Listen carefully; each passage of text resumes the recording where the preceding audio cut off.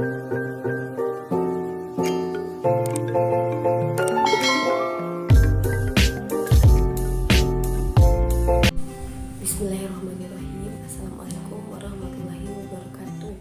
Perkenalkan, nama saya Sri Main Ulfa dengan NIM 03200128. Saya mahasiswa program studi pendidikan guru sekolah dasar Universitas Muhammadiyah Buton.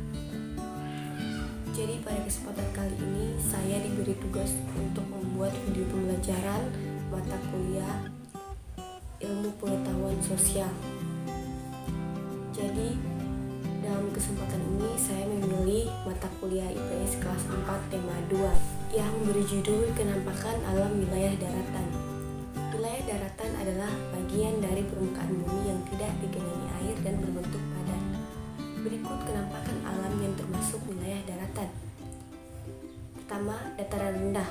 Dataran rendah adalah wilayah datar yang memiliki ketinggian 0 sampai 200 meter di atas permukaan laut. Pada peta, dataran rendah biasanya digambarkan dengan warna hijau. Dataran rendah banyak dimanfaatkan untuk pemukiman, industri, dan pertanian. Ibu kota provinsi di Indonesia hampir semuanya berada di dataran rendah dan dekat dengan laut seperti kota Jakarta, Surabaya, dan Pontianak. Manfaat dataran rendah sebagian besar untuk lahan pertanian, tanaman pangan, dan perkebunan kelapa, padi, palawija, dan tebu. Kedua, dataran tinggi. Dataran tinggi adalah wilayah daratan luas yang terletak pada ketinggian di atas 200 meter dari permukaan air laut. Dataran tinggi disebut juga plato atau plato.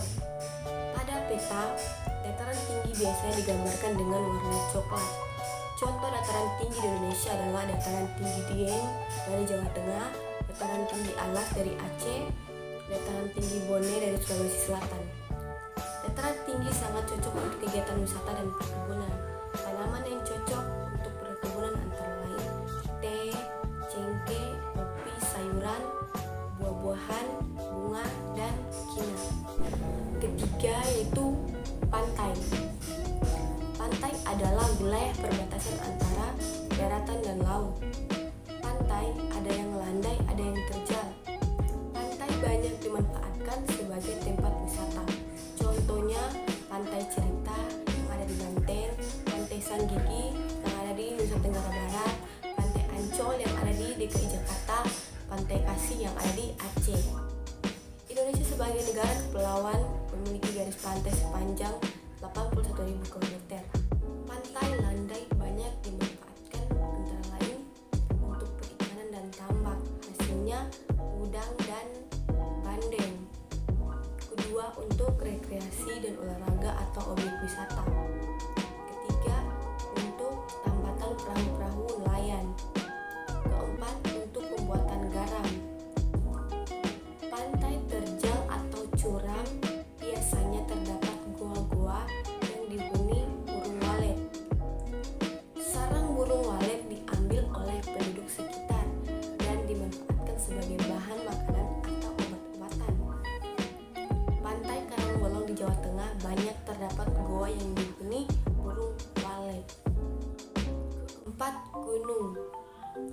Gunung adalah bagian dari bumi yang menonjol tinggi dengan ketinggian puncaknya di atas 600 meter.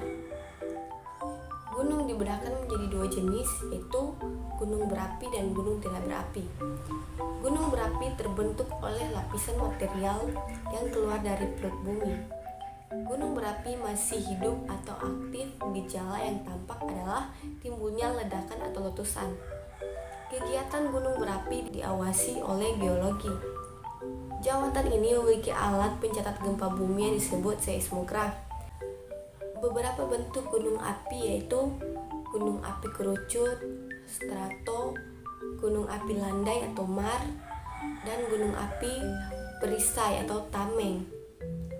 Bentuk ini dipengaruhi oleh letak dapur magma dan sifat magma yang keluar dari perut bumi.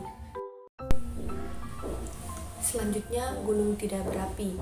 Gunung tidak berapi merupakan gunung yang sudah tidak aktif lagi. Gunung tidak berapi sangat kecil kemungkinan untuk meletus.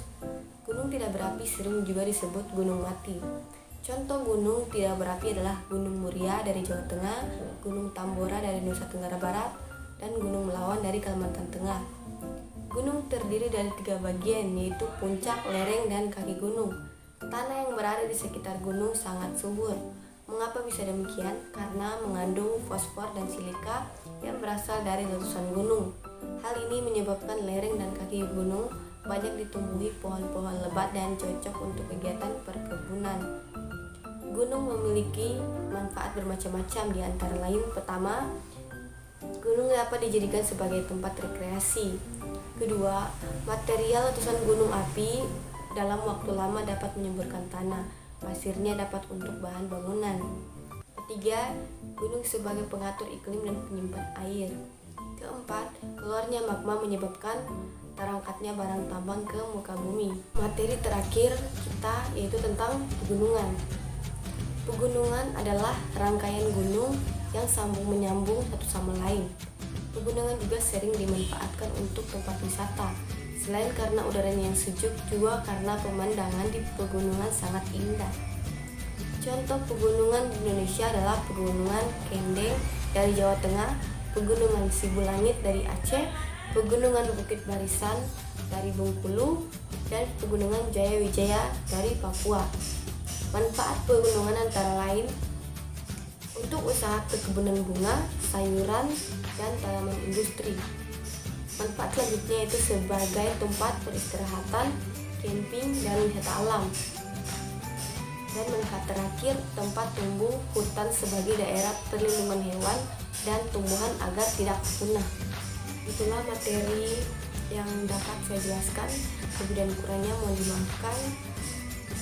Saya dengan ucapan billahi taufik wal hidayah.